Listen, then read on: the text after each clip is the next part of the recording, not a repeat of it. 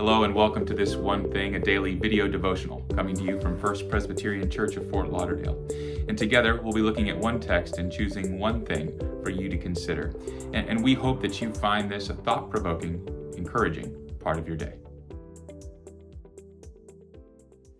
A couple of weekends ago, our family was over in Naples celebrating my brother's 50th birthday. And as we were sitting around and he opened gifts after lunch, someone remarked at how many of the gifts were purchased from a certain online retailer I'll call Brazilian Rainforest. And how sad it was that Brazilian Rainforest was going to ultimately put all local brick and mortar retailers out of business. And for some reason, still unknown to me, I came to the defense of Brazilian Rainforest and enumerated the reasons why this would not be a bad thing and how much more convenient life would become. Well, about the same time, a friend shared a video of a news segment with me, and it was an interview with a chef friend of his that he knows that I admire. And this chef, she was lamenting the struggle of restaurants during this last year and how that struggle continues, and made the statement that if federal relief in the form of monetary aid was not provided, that restaurants as we know them would cease to exist. And after listening, I again played devil's advocate, saying that the market would adapt, that people would always need to eat, and that something better would come of it all. Now first, I don't know why I often feel the need to take the opposing side. I do not fancy myself to be an apologist for online retail, and I love restaurants and do not want the American dining scene to disappear. I think that perhaps I'm just wired to be a contrarian sometimes. But the reality is that we will always need to acquire goods. We will always need to eat.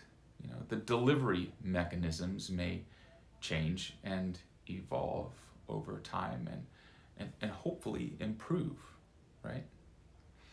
However, in thinking further about these two sets of circumstances and these conversations, there is a common thread that I think the two share.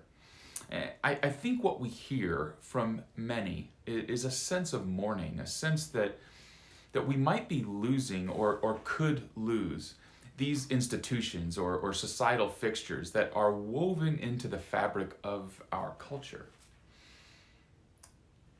And there's this sense, this asking of what that might mean. Our scripture today provides an interesting parallel.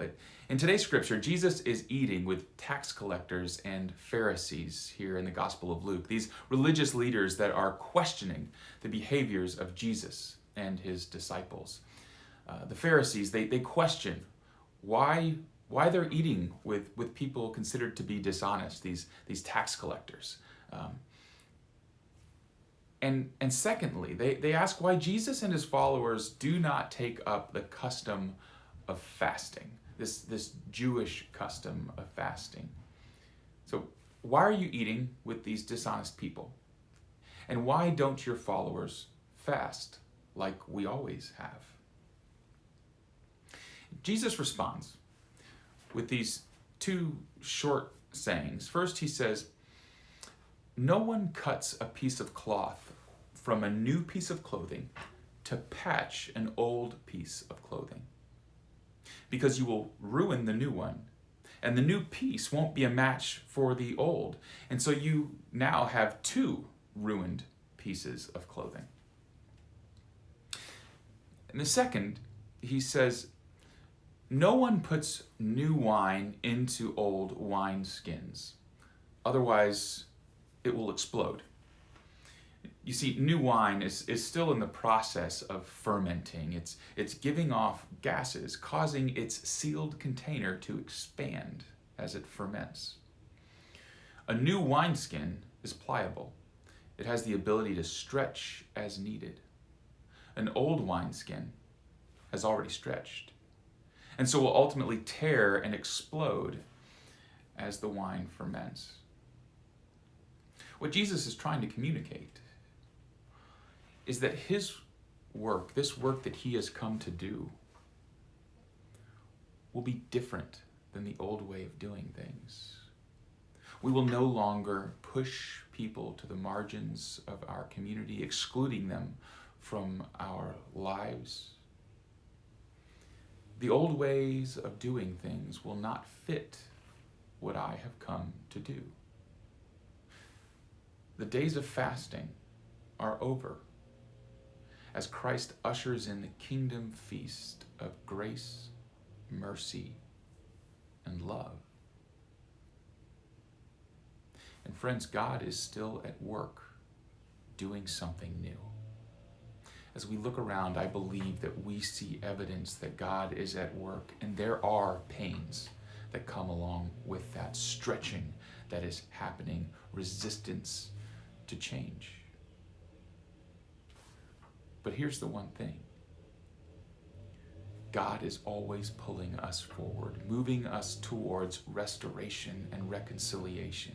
Will you open yourself up to the possibility that God is still doing something new, pulling people from the margins and propelling us towards a kingdom of grace, mercy, and love? Friends, be safe, be well.